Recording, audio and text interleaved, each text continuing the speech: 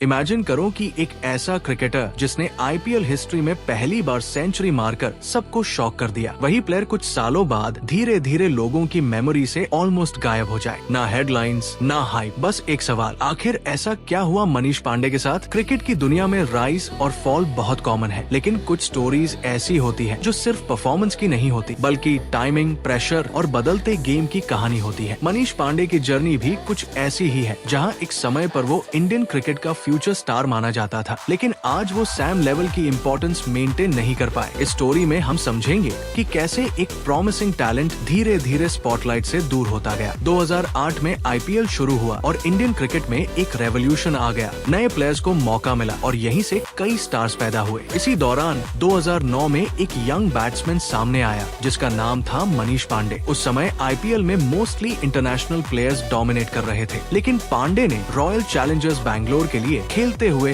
History बना दी। उसने 114 runs की शानदार सेंचुरी मारी और वो आईपीएल में सेंचुरी बनाने वाला पहला इंडियन बन गया। ये मोमेंट इतना बड़ा था कि अचानक से पांडे एक नेशनल सेंसेशन बन गया। इस सेंचुरी के बाद ऐसा लग रहा था कि इंडियन क्रिकेट को एक नया मिडिल ऑर्डर सुपरस्टार मिल गया है। सिलेक्टर्स की नजर उस पर पड़ी और धीरे धीरे उसे इंडियन टीम में मौका मिला। उसने कुछ अच्छी इनिंग्स भी खेली, खासकर लिमिटेड ओवर्स क्रिकेट में उसकी काम बैटिंग और फिनिशिंग एबिलिटी ने सबको इम्प्रेस किया। आईपीएल में भी उसने कोलकाता नाइट राइडर्स के साथ काफी इम्पोर्टेंट इनिंग्स खेली और टीम की जीत में बड़ा रोल निभाया। लेकिन यहीं से कहानी में एक सटल चेंज शुरू हुआ। पांडे हमेशा टेक्निकली साउंड प्लेयर था, लेकिन उसका अप्रोच थोड़ा सेफ था। जब टी20 क्रिकेट तेजी से इवॉल्व हो रहा था और एग्रेसिव बैटिंग की डिमांड बढ़ रही थी, पांडे का गेम उतनी तेजी से अडेप्ट नहीं कर पाया। सबसे बड़ा सवाल यही है कि इतना टैलेंटेड प्लेयर अचानक पीछे कैसे रह गया? क्या ये सिर्फ परफॉर्मेंस इशू था या कुछ और? अगर हम ध्यान से देखें तो पांडे कभी कम्प्लीटली फेल नहीं हुआ, लेकिन वो कभी डोमिनेंट भी नहीं बन पाया। उसके स्कोर्स डिसेंट होते थे, लेकिन मैच विनिंग इम्पैक्ट कम होता गया। इसी दौरान इंडियन क्रिकेट में नए अग्रेसिव प्लेयर्स आने लगे, जैसे सूर्य कुमार यादव और ऋषभ पंत, जिन्होंने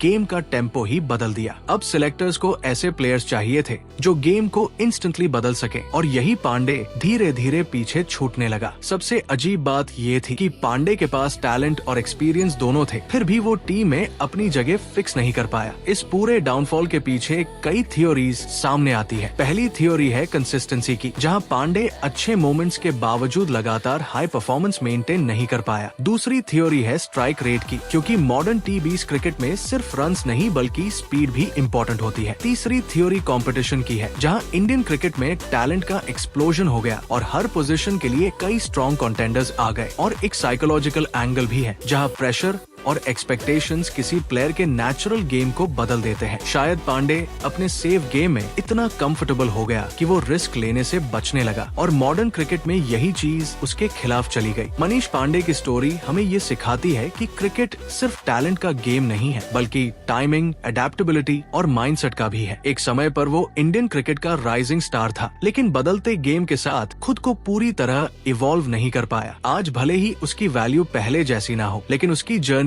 एक इम्पोर्टेंट लेसन है कि अगर आप समय के साथ नहीं बदलते तो चाहे आप कितने भी टैलेंटेड क्यों ना हो, गेम आपको पीछे छोड़ देता है। और शायद यही सबसे बड़ा मिस्ट्री नहीं बल्कि रियलिटी है इस स्टोरी की।